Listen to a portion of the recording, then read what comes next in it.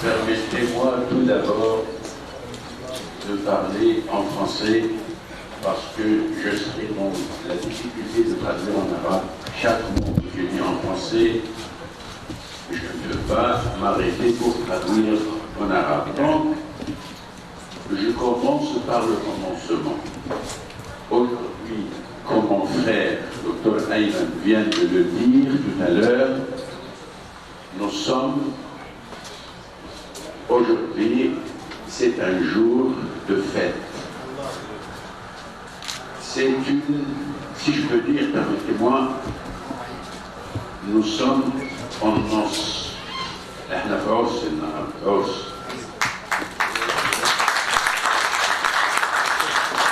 Pourquoi?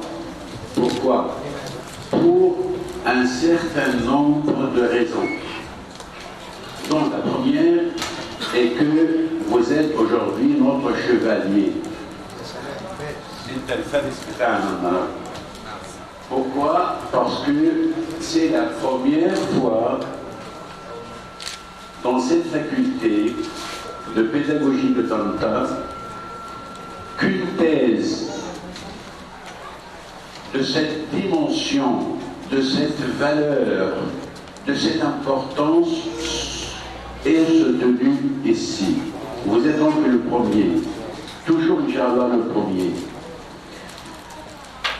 Alors, ensuite, après, je dois saluer, dire bonjour à tout le monde qui se présente ici dans cette salle pour partager votre joie.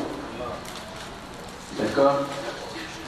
Et après, je dois, et je ne peux pas oublier de remercier mes amis, mes frères qui sont à côté de moi. Et je tiens à vous dire, que vous êtes heureux de l'Obi.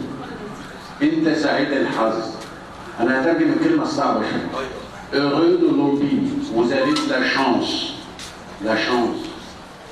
Parce que vous avez travaillé un certain temps, 1 an, 2 ans, 1 an et demi, quelques, sous la direction de l'élite, la fine fleur de notre faculté. Et Kaukara Taïbna, Zahra Pikolli, Dr Ayman et Dr Reda. Dr Ayman, vous le connaissez, c'est un grand poète, notre poète. Dr Reda, un grand linguiste. Mais ma joie est double de voir mon frère, mon ami, Dr Amgad Zarif, qui vient de très loin. Il vient de très loin pour assister. Il n'est pas étranger d'ailleurs, il n'est pas étranger, il est un de nous. Parce qu'un jour, dans le temps, je ne sais pas combien d'années, il était parmi nous. Mais je comprends, ça je ne le doute pas. Ensuite, après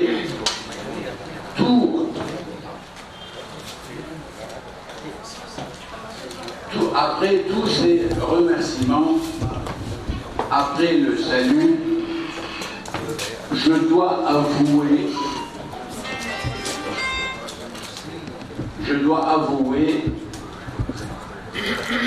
que j'ai beaucoup admiré votre travail. Un travail méritoire, un travail sérieux, qui impliquait forcément un effort exceptionnel. Vous voyez? Et vous avez réussi, hein? Vous avez présenté dans la thèse une personne aussi exceptionnelle. Vous savez très bien que Annie Ernaux était la première femme à avoir le prix Nobel en France. D'accord? Donc c'était un personnage exceptionnel.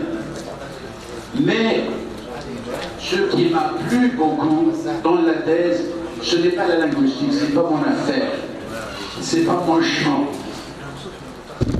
Mon affaire était le côté humain, l'aspect humain d'Annie Ernaux.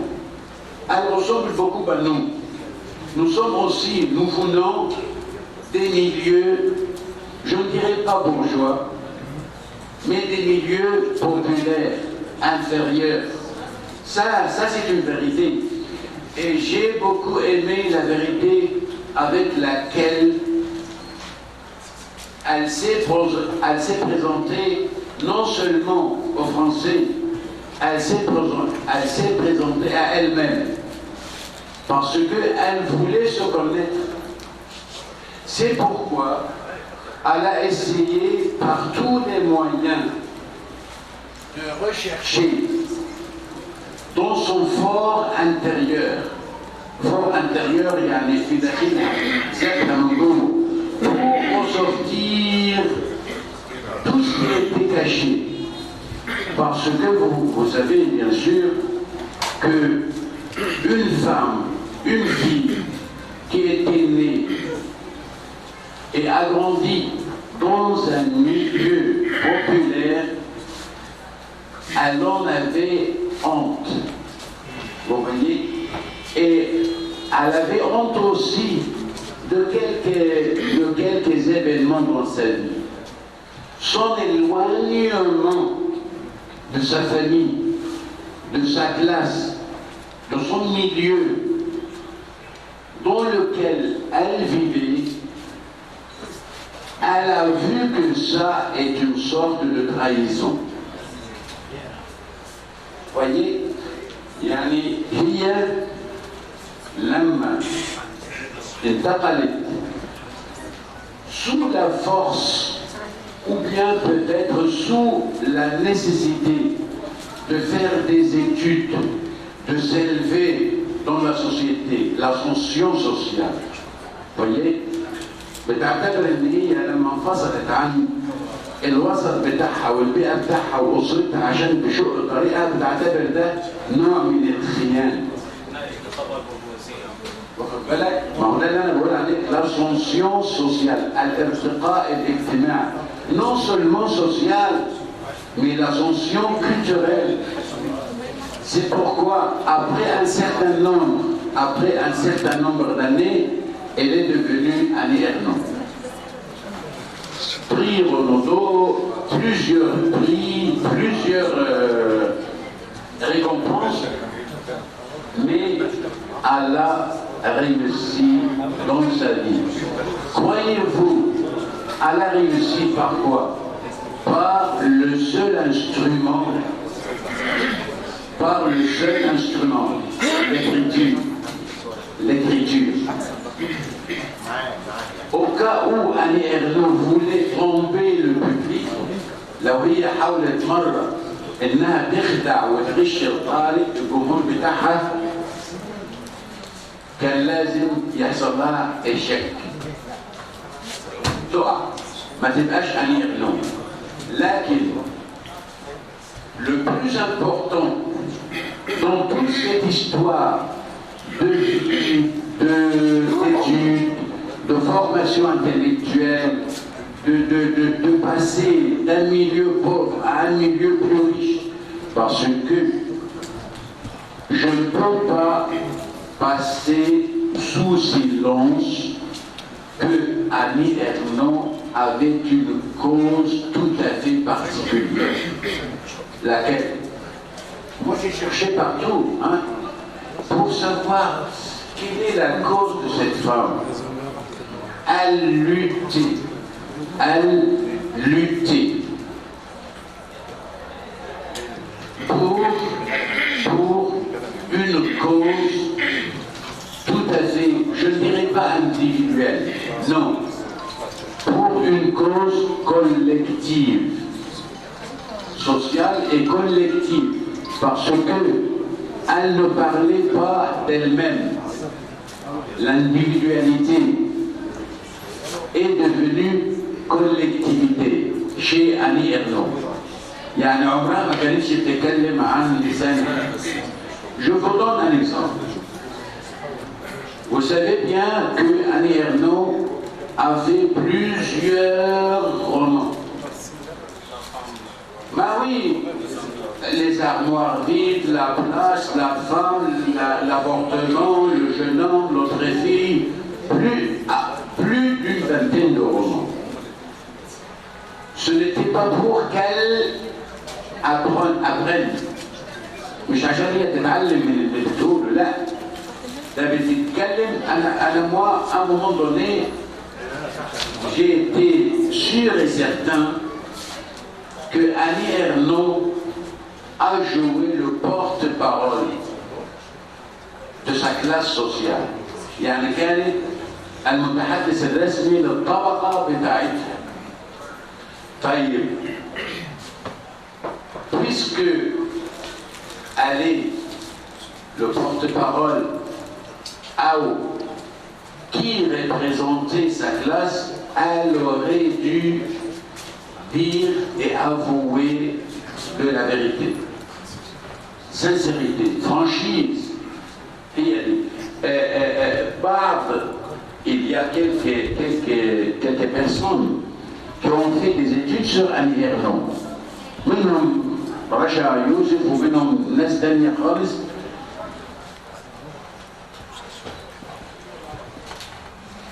Ils ont essayé de voir de près, je vois en pause, la nature de l'écriture d'Annie Ernaux. Ils ont dit une écriture plate, une écriture neutre, une écriture blanche. Hein? Tout ça a été dit à son propos. Là. Mais elle n'a pas menti. Ce que je veux dire ici, elle n'a pas menti. Et beaucoup de choses dans l'histoire de la France est cachée. Hein? Attention, beaucoup de choses. Moi, j'étais en France, moi, de 1081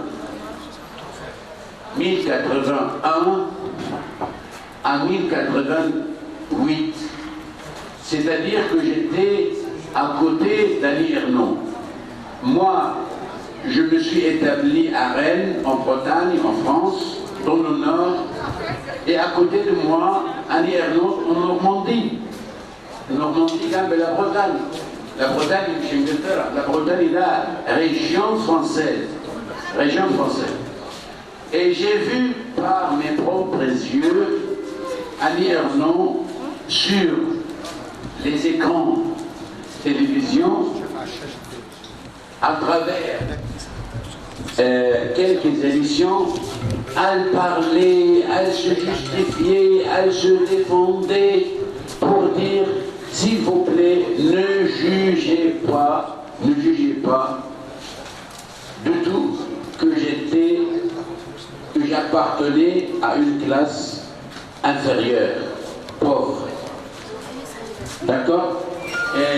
Mais normalement, l'autobiographie, quand on parle de soi-même, il ne faut pas mentir, il faut dire la vérité. Moi, je vous donne un exemple. Je sors un petit peu de l'histoire, de notre sujet. À un moment donné, j'étais en France, j'habitais dans une ville qui s'appelle Saint-Germain-en-Laye. Saint-Germain-en-Laye. J'habitais à Saint-Germain-en-Laye. Là où est né, mon enfant est né. Mon enfant est né. Le premier, il est maintenant américain.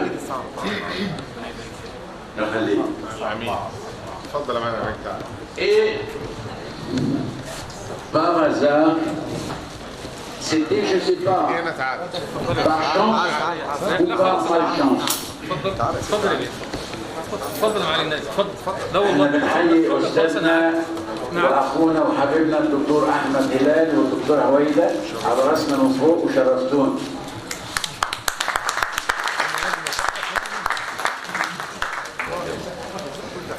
il y avait, ça je te le dis, yani, loin de notre discussion, à côté de moi, et tous les jours je voyais la même scène, la même chose, un château magnifique, d'accord, mais vide, un château vide. Il est maintenant musée, ouvert au public. Et chaque fois que je le vois, je me pose la même question. C'est à qui ce château-là? Qui sont, ou bien qui étaient les habitants de ce château?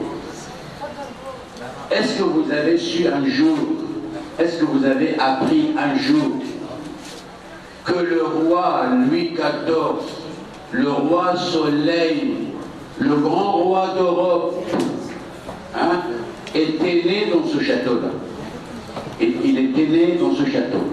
Mais tout le monde, et ça c'est un défi, tout le monde sait que Louis XIV était le fils de Louis XIII. Alors, انت لسه عارفها دلوقتي.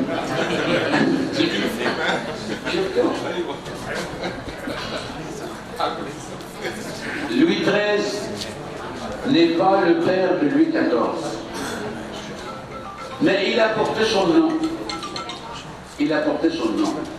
Parce que le père était stérile.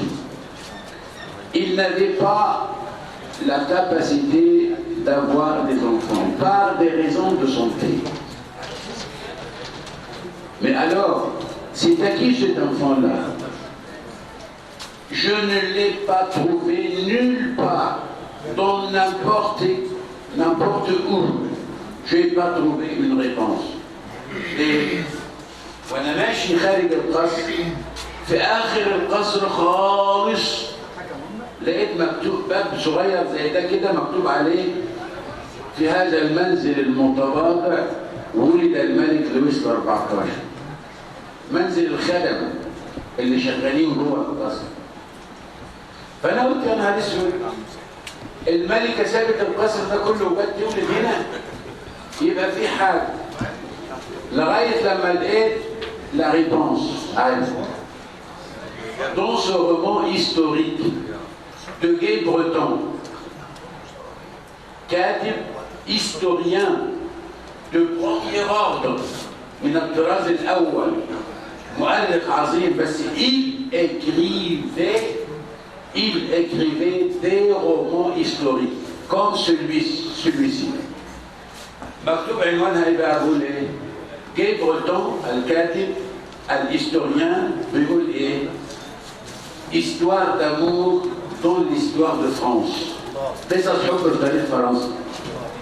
أول ما لقيت ده قمت طالع على طول على التابل دي ماتيير. لقيت شابيتر عنوانه إيه بقى؟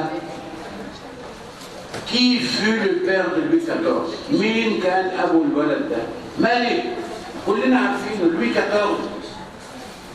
اللي كان بيقول l'État c'est moi et moi c'est l'État. L'absolutisme marchait sur des pieds. ماشي؟ طيب هل كل الناس بتقول لا فيريتي؟ هنا لقيت الفيريتي. عشان كده بقول لك الراجل ده biographe. Pourquoi? Parce qu'il parle, il écrivait l'histoire d'amour seulement dans les familles royales. تلاقي كتاب تاني على نابليون et les femmes. أجيب لك بقى تاريخ نابليون مع النساء والمغامرات وقلة القيمة وقلة الأدب، لدرجة إن هو كان عامل لنفسه فيزير. فيزير يعني مينيستر، فيزير يعني وزير، متاخده باللغة العربية. كان عامل لنفسه فيزير مسميه ايه بقى؟ لو مينيستر دي بليزير، وزير الملذات. وينزل يدور له في باريس زي ما كان بيعمل هنا في مصر. هو نابليون قعد هنا قد ايه في مصر؟ سنة واحدة. وكليبر دخل مكانه وسليمان الحلبي دخل قتل. لأن الفرنسيين اللي كانوا بيجروا ورا المماليك وراحوا لغاية الشام موتوا سليمان الحلبي في حلب، واصحابه قالوا له الحق ده الراجل الفرنساوي اللي جاي من عندكم موتوه. قام نطت من على السور في الأزبكية وقتل كليبر، وهو بينط بقى من السور تاني اتقبض عليه. أنا قريت الجيجمون بتاعته وأنا في فرنسا. وبعدين موتوه وموتوا الشيخ وموتوا الحلقة اللي كانت معاه وزمايله كلهم ماتوا بسبب une faute d'une seule personne. هو ده لا جستيس ان فرانس. انا مش هرجعك بقى لللتر دو كاشيه والكلام اللي كان بيحصل زمان، لكن انا je reviens à mon sujet. انا j'ai beaucoup respecté la réflexion, la mentalité et aussi les sentiments personnels d'Annie Ernaux. Quand elle a parlé de l'avortement, elle a parlé du droit de la femme à l'avortement. Elle a parlé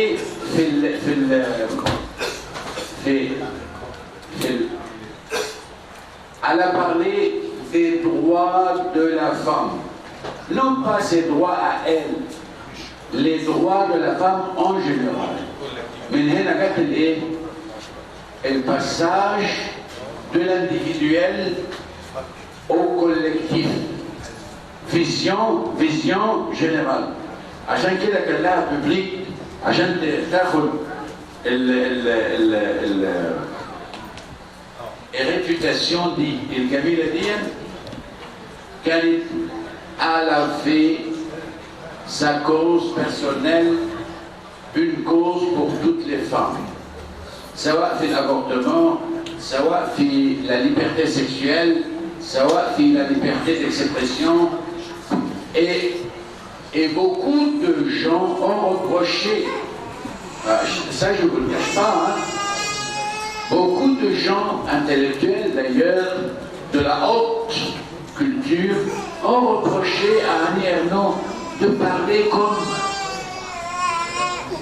les gens, comme des gens inférieurs, pauvres, qui n'ont pas de mentalité. Mais elle était, moi je l'admire beaucoup parce qu'elle était franche, sincère et altruiste. altruiste يعني عندها الإيثار، بتشوف نفسها، بتحب نفسها زي ما بتحب الغير. ماشي؟ Ça c'est une chose. Vous savez très bien que donc je me suis dit après un certain temps, quelle est la cause de cette femme? Qu'est-ce qu'elle cherchait? Et, hein? Ben voilà. Mais là, elle s'est servie de la réalité, de l'écriture plate, de la franchise, de la sincérité, pour arriver à représenter toutes les femmes. Elle parlait au nom de toutes les femmes. دي كانت القضيه بتاعتها. انا بتكلم يا جماعه باسم ما كلاس، بالطبقه بتاعتي، باسم مون انفيرونمون، البيئه بتاعتي، الميليو، الوسط اللي انا فيه، et la catégorie sociale والفئه الطبقه اللي انا بنتمي لها. parce que elle était tout à fait consciente، كانت واعيه جدا انه في inégalité de classe. لغايه هنا، لغايه حتى ال 20e siècle il y a une sorte de séparation entre les classes. Oui, il y a les pauvres, il y a les riches, il y a les citadins, il y a les villageois, il y a les ruraux. في كل ده زي ما عندنا دلوقتي. احنا النهارده عندنا بشوات، وجنب البشوات في بوفر ميزيرابل، في بؤساء مساكين. دي كلاس وده كلاس. الباشا هيقعد مع الغفير ما ينفعش. ده وكلمة بي وباك وباشا والكلام ده كله ce n'est pas de notre nature. C'est inventé, ça vient de l'extérieur, des Turcs. Voilà. Et pour finir, je dois vous dire bon courage. Je suis vraiment fier de votre travail. Une thèse solide, bien construite, ce n'est pas d'ailleurs le faveur, la grâce n'est pas à vous tout seul, mais c'est grâce aux professeurs éminents, érudits, Dr Ayman et Dr Reda, les deux. Ben, je peux dire quoi? Je peux dire que la fine fleur, avec la fine fleur, يعني أحسن ما عندنا في الكلية dans notre faculté. La fine fleur de notre faculté. L'un linguiste et l'autre poète. Ah, Karim. Et je serai tout à fait. Je serai en effet tout à fait content et ravi d'avoir à côté de moi mon frère Ahmed Zarif qui doit vous parler parce que, attention, parce qu'il est sévère. Il a un cœur de pierre.